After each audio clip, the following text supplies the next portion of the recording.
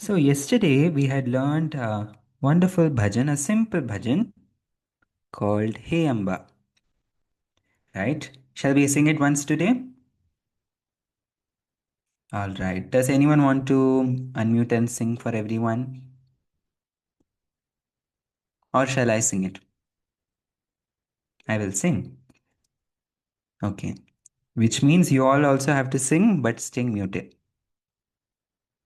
Okay. Do you have any doubts or anything? You can tell me after you listen to it for the first time today. After that, if you have any doubts, you can tell me. Okay, clapping is not necessary. You can just sing also. Okay, let's keep Devi Ma in our heart and let's start. Hey Amba, Hey Amba, Hey Amba bol. Hey Amba, Hey Amba, Hey Amba bol. ईश्वर सतचित आनंद बोल. ईश्वर सतचित आनंद बोल. हे अम्ब हे अम्ब बोल. हे अम्ब हे अम्ब बोल. ईश्वर सतचित आनंद बोल. ईश्वर सतचित आनंद बोल. What comes next? Who knows? Srihari? Amba Amba Jai Jagadamba. Correct. Come on, let's go. Amba, Amba, Jai Jagadamba. Amba, Amba, Jai Jagadamba. Akhilandeshwari, Jai Jagadamba. Akhilandeshwari, Jai Jagadamba. Amba, Amba, Jai Jagadamba. Amba, Amba, Jai Jagadamba. Akhilandeshwari, Jai Jagadamba. Akhilandeshwari, Jai Jagadamba. Hey Amba, Hey Amba, Hey Amba bol. Hey Amba, Hey Amba, Hey Amba bol. ईश्वर सतचित आनंद बोल. ईश्वर सतचित आनंद बोल. Let's increase the speed now. Hey Amba, Hey Amba, Hey Amba bol. Hey Amba, Hey Amba, Hey Amba bol. ईश्वर सतचित आनंद बोल. ईश्वर सतचित आनंद बोल. अम्बा अम्बा जय जगदम्बा. अम्बा अम्बा जय जगदम्बा. अखिलांडेश्वरी जय जगदम्बा. अखिलांडेश्वरी जय जगदम्बा. अम्बा अम्बा जय जगदम्बा. अम्बा अम्बा जय जगदम्बा. अखिलांडेश्वरी जय जगदम्बा. अखिलांडेश्वरी जय जगदम्बा. हे अम्ब हे अम्ब हे अम्ब बोल. हे अम्ब हे अम्ब हे अम्ब बोल. ईश्वर सतचित आनंद बोल. ईश्वर सतचित आनंद बोल. हे अम्ब हे अम्ब हे अम्ब बोल. हे अम्ब हे अम्ब हे अम्ब बोल. ईश्वर सतचित आनंद बोल. ईश्वर सतचित आनंद बोल. Okay. Hey, Manu and Ethan and Lahiri are sitting in the same area, no? Can you sing also? You can sing. The internet will be a little different for both of you, no? But Yeah, little bit. Yeah, I can say okay. after we tell Lahiri is telling. Lahiri is Okay. sitting. Oh, you can see us in the thing also. Yeah, Yeah, that's she's sitting over there. yeah, I got to know that. Yeah. Yeah, the internet Okay. is fine, but yeah, the internet is. All right. Now, anyone has any doubts to ask, if at all you have? Or you all got the bhajan? You can sing on your own now. Yeah. Yeah? So next time if you have any Navaratri festival or some Devi Puja, you can sing this song, this bhajan. Aradhya? Yeah. So I had a question that after we do the last verse, like the Akhilandeshwari verse, then Mhm. after that we have to say the first part again and then it You ends. you can end it however you want, okay? Okay. So if you want to end it in that verse only, you can do, or you can sing Hey Amba once again and end. Okay. Okay? Yeah. Hmm. Okay. Who wants to sing once today?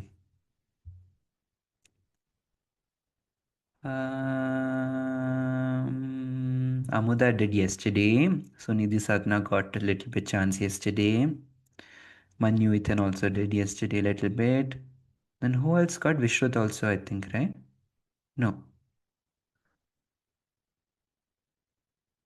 Prisha, will you try today? Yes.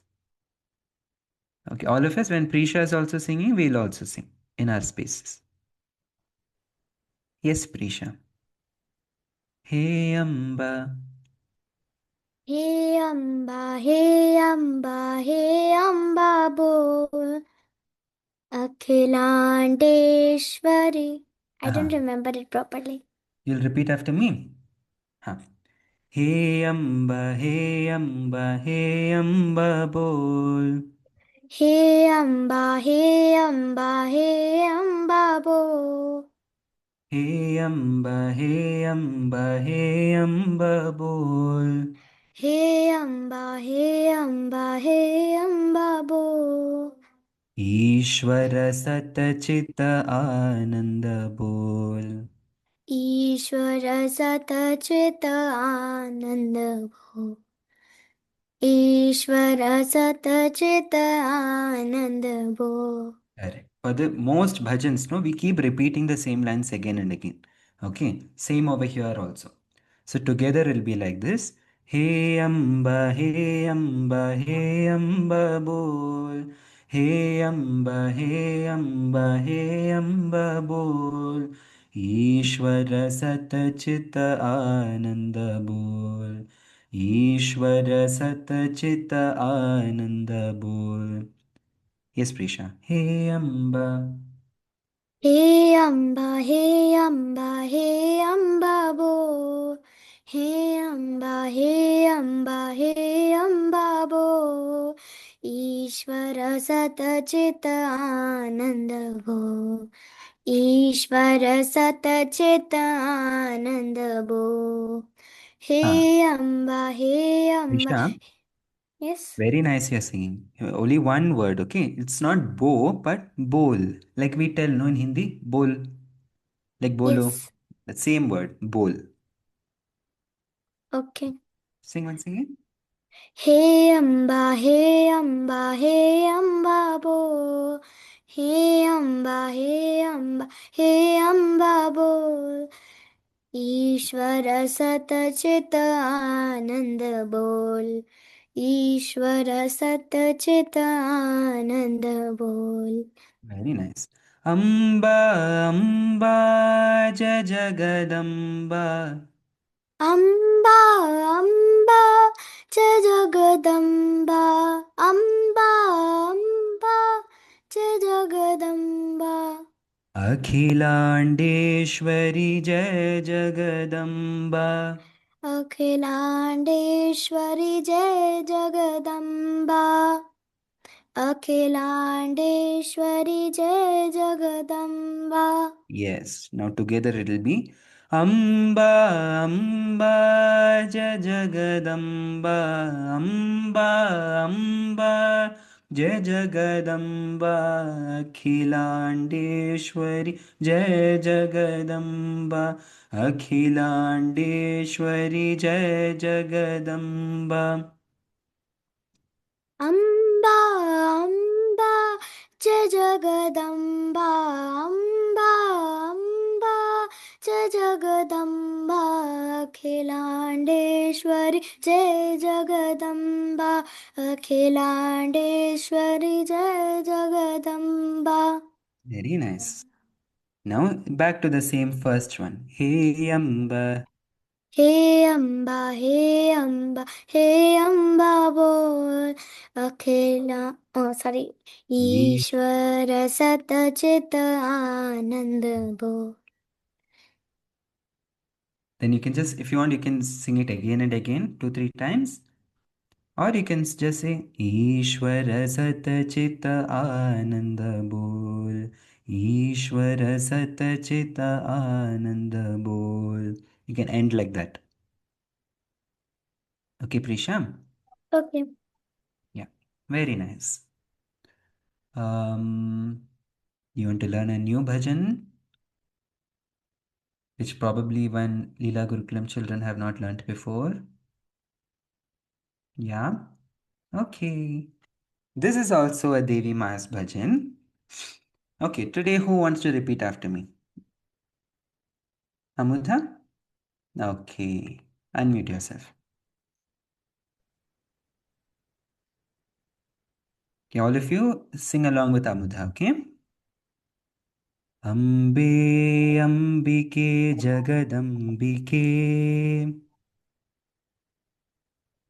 Amba, Okay, slowly. um, Ambe Ambike.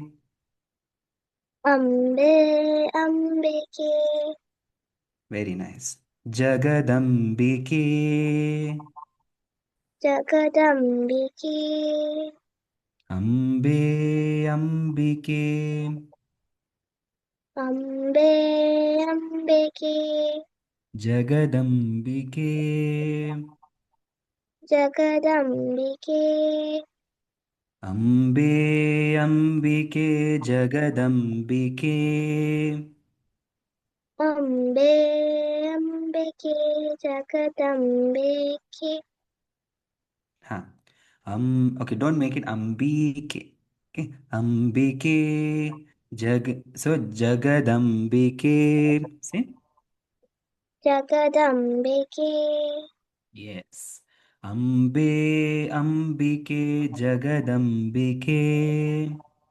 Ambe, Ambike, Jagadambike, See, you're increasing. EK. It's like saying Amudha, but your actual name is Amudha, right? Yeah, same way here also. It's a short E. It's not Ambike, Ambike. Okay. Once again, we'll try. Ambe Ambike Jagadambike. Ambe, Ambike, Jagadambike, Very nice. Now next line. Ambe Ambike Jagadambike. Ambe, Ambike, Jagadambike, Jagadambike. Jagadambike, Jagadambike. Jagadambike, Yes. So slight tune is different, right? First tune was Ambe Ambike Jagadambike. Next one Ambe Ambike Jagadambike. Can you find the difference? Who all can find the difference? You raise your hand.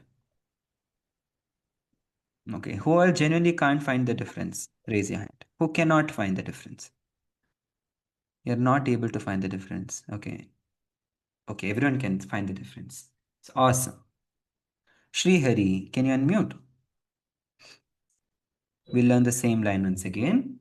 All of you are chanting in your places, no? And you're singing in your places? Awesome. Ambe Ambike Jagadambike.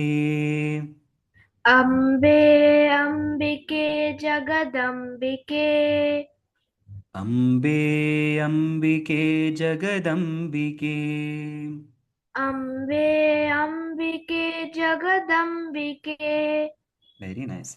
Ambe Ambike Jagadambike. अम्बे अम्बिके जगदम्बिके Super. Ambe Ambike Jagadambike. अम्बे अम्बिके जगदम्बिके Correct. Now once again we'll do Ambe Ambike Jagadambike. अम्बे अम्बिके जगदम्बिके Jagadambike. जगदम्बिके Not Jaga, like from down you have to take. Jagadambike. जगदम्बिके Ah. Ambe Ambike Jagadambike. अम्बे अम्बिके जगदम्बिके Ambe Ambike Jagadambike.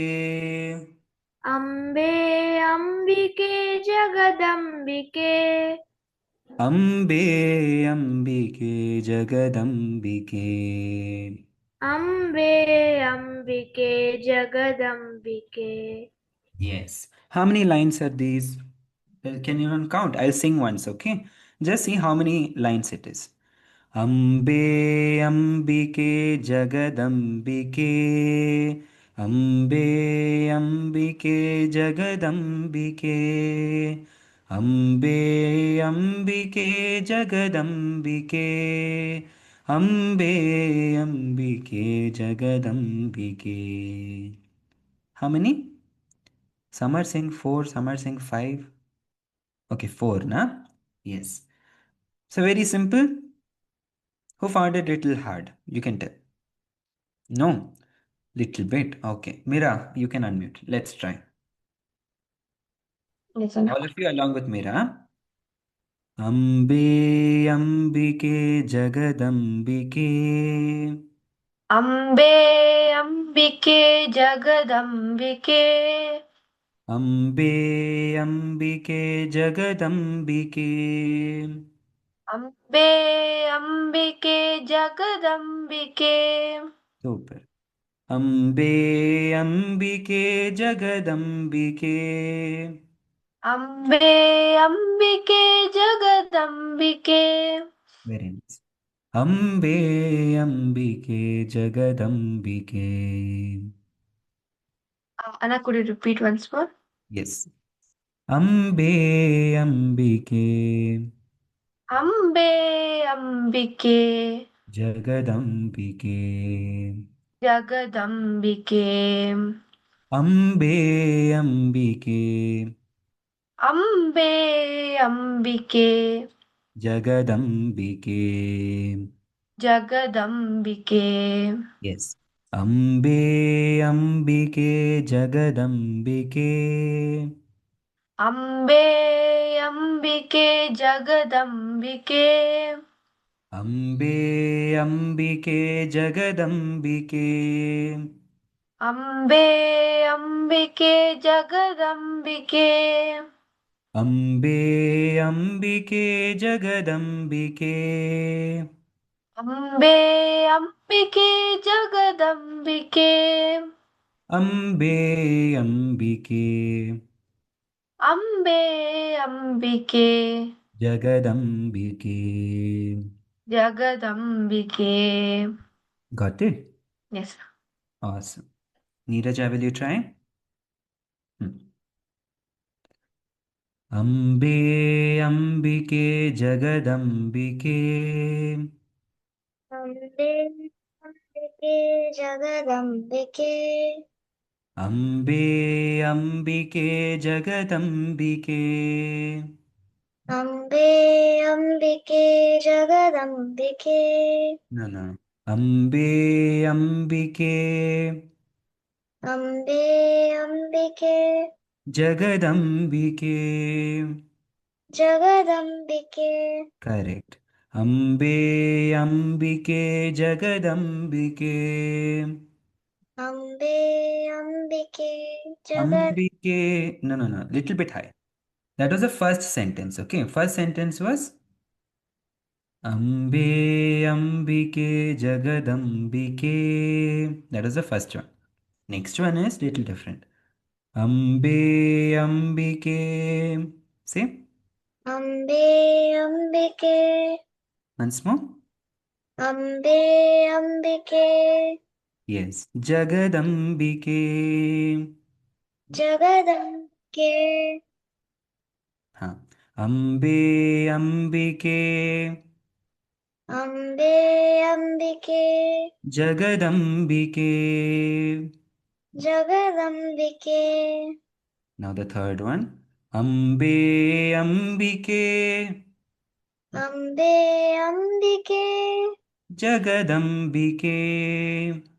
Jagadambike. Once again this one.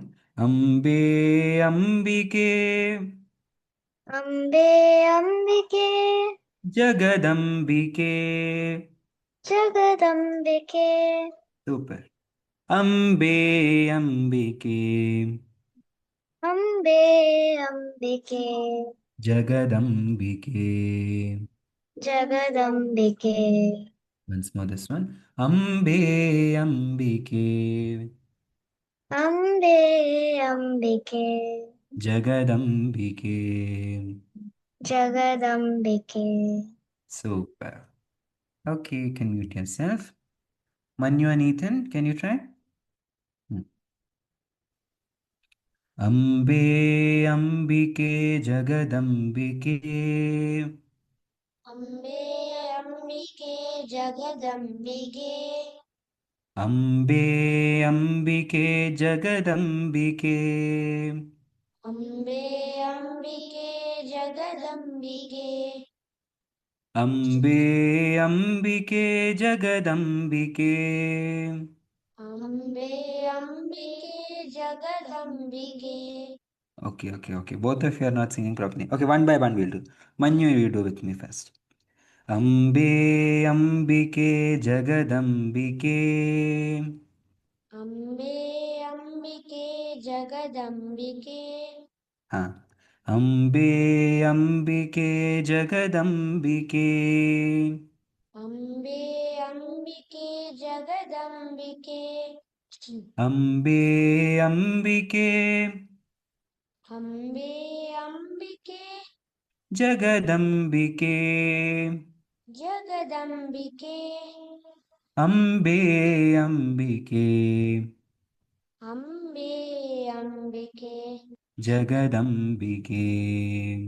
Jagadambike. All right. Now Ethan.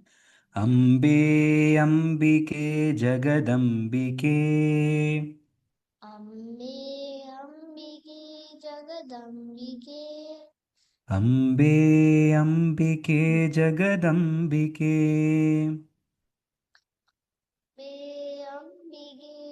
Ambike Ambike Ambike Jagadambike. Jagadambike Jagadambike. Jagadambike. Ambe Ambike. Ambe Ambike Very nice. Jagadambike. Jagadambike. Ambe Ambike. Ambe Ambike Jagadambike. Jagadambike. All right. You can mute yourself. Medha and Manvit.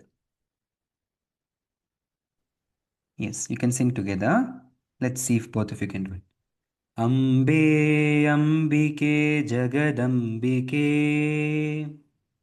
Ambe Ambike Jagadambike. Very nice. Ambe Ambike Jagadambike. Ambe Ambike Jagadambike. Ambe Ambike Jagadambike. Ambe Ambike Jagadambike. Ambe Ambike Jagadambike. Ambe Ambike Jagadambike. Once more. Ambe Ambike Jagadambike. Ambe Ambike Jagadambike. अम्बे अम्बिके जगदम्बिके अम्बे अम्बिके जगदम्बिके अम्बे अम्बिके जगदम्बिके अम्बे अम्बिके जगदम्बिके अम्बे अम्बिके जगदम्बिके अम्बे अम्बिके जगदम्बिके. Awesome. Super. You got in? Yes. Awesome. Prakrit, can you try? Yes. Ambe Ambike Jagadambike. अम्बे अम्बिके जगदम्बिके Ambe Ambike Jagadambike. अम्बे अम्बिके जगदम्बिके Nice. Ambe Ambike Jagadambike. अम्बे अम्बिके जगदम्बिके अम्बे अम्बिके जगदम्बिके. अम्बे अम्बिके जगदम्बिके अम्बे अम्बिके जगदम्बिके. अम्बे अम्बिके जगदम्बिके अम्बे अम्बिके जगदम्बिके. अम्बे अम्बिके जगवन्दिके जगदम्बिके. जगदम्बिके अम्बे अम्बिके जगदम्बिके. अम्बे अम्बिके जगदम्बिके अम्बे अम्बिके जगदम्बिके. अम्बे अम्बिके जगदम्बिके. Awesome. Super. All right, that is it for today's Kinkini. We'll meet again tomorrow. Okay, so if you want, you can sing the Hey Amba bhajan anytime in your home. If you sing, you can tell it to me in tomorrow's session. Okay, if at all you practice or sing in front of the puja room, you can tell it to me in tomorrow's session. Let us do the Shanti Pata. Close your eyes.